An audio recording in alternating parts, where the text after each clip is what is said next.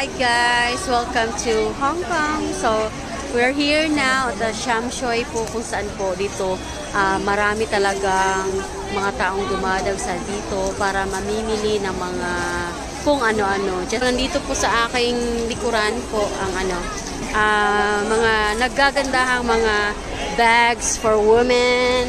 Ayan. Ayan, sobrang dami. So, as you can see, marami pong tag $20 lamang po. And, hindi ka magsisisi, guys. So, dito po is I think it's Sham Shui po, exit A2. So, nandito kami sa A2 as of the moment. So, itong bag na to, ito yung talaga yung pinaka-crush ko, guys. Ano siya?